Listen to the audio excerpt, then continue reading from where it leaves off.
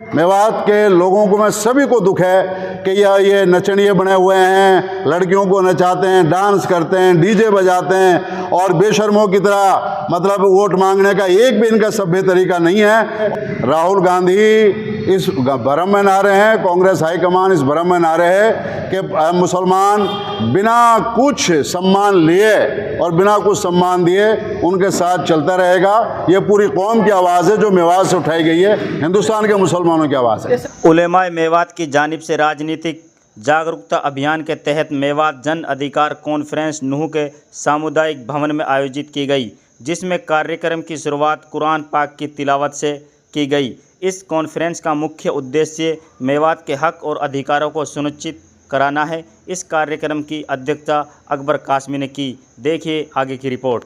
Sir, आज मेवात जन अधिकार कॉन्फ्रेंस के अंदर की गई है, काफ़ी उलेमा एकत्रित हुए हैं, तो इसके माध्यम से क्या संदेश आप देना चाहते हैं? देखिए, हमने दो संदेश दिए हैं। एक तो हम कौम को पैगाम देना चाहते हैं कि जो आपका वोट मांगे, वोट ले और बदले में आपको कुछ न दे, आपके अधिकार न दे, उसको सबक सिखाओ और उसे अपने अधिकार के मुतालबा करो। मेवात वंचित हो रखा है। मेवात के हक अधिकारों के बारे में राजनीति ने बहुत ज़्यादा हक तलबी की हुई है कि मेवात के दुख और दर्द को अगर उन्होंने समझने की कोशिश नहीं की, वो क्या कर रहे हैं कि एक इस तरह की सियासत ला रहे हैं कि बस वो सारे कौम को, पूरे हिंदुस्तान के लोगों का, वंचित वर्गों का ये दर्द है और वंचित वर्गों में मुसलमान भी हैं। मुसलमान ये चाहते हैं कि पार्टी के निज़ाम के अंदर इंसाफ लाया जाए। ये मनमर्जी से टिकट बांटते हैं, मनमर्जी से लोग समाजों पर थोप देते हैं और मनमर्जी अपनी पूरी करते हैं। इसलिए हम इस पैगाम के माध्यम से उनको ये भी मैसेज देना चाहते हैं कि अगर मेवात की आवाज़ नहीं सुनी गई तो हिंदुस्तान में उनको इसका जवाब देना पड़ेगा। आम के बीच में बिल्कुल लाया जाएगा और हम पूरी मांग और मुतालबा और मेवात के हक अधिकारों में कोई समझौता नहीं करेंगे।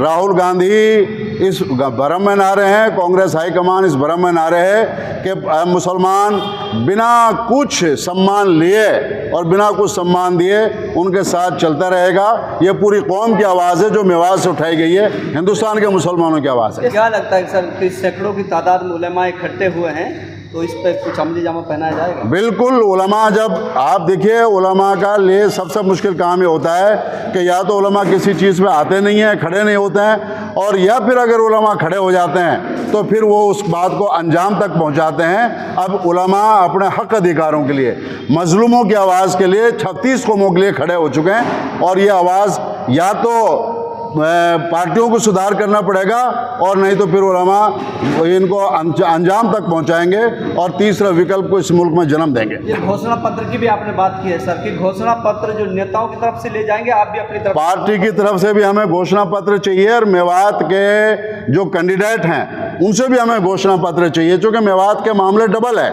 यहाँ पे सिर्फ पार्टी ही नाइंसाफ़ी नहीं कर रही, यहाँ जिस आदमी को मुख्यमंत्री का चेहरा डिक्लेयर किया गया वो भी नाइंसाफ़ी के ऊपर खड़ा हुआ आदमी है, और यहाँ जिन लोगों को टिकट दिया गया है, दिया जा रहा है, वो भी यहाँ बल्कि सबसे ज़्यादा नुकसानदायक लोग हैं। तो हमारा मुतालबा तीनों से है कि पार्टी हरियाणा प्रदेश से भी और ऑल इंडिया से भी और यहाँ के नुमाइंदों से भी कि वो होश के नाखून लें और कौम के इग्नोर ना करें, कौम को नकारें नहीं।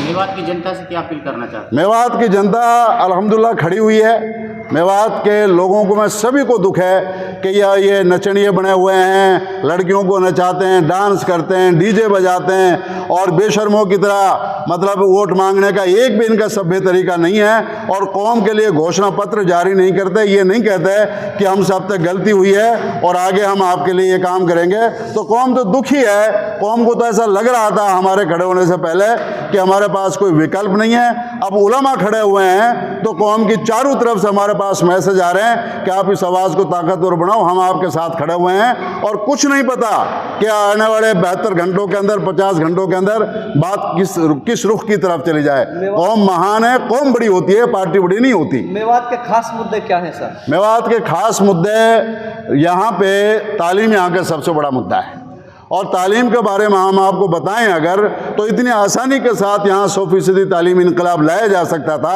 और लाया जा सकता है, मगर तालीम के मामले में इन लोगों की शून्य शून्य सोच है। आर्थिक रोजगार का मामला हमारा सबसे बड़ा मुद्दा है और इसी तरह सामाजिक न्याय हमारा सबसे बड़ा मुद्दा है। ये 3 बड़े मुद्दे हैं हमारे। हम मेवात के अंदर जो भी हिंदू मुसलमान और जो भी लोग यहाँ पे हैं, हम सब के लिए रोज़गार चाहते हैं, सब के लिए तालीम चाहते हैं। उलमा की सोच छोटी सोच नहीं है, उलमा सब के लिए हैं, 36 कौम के लिए, इस मुल्क के लिए, इस इलाके मेवात के लिए।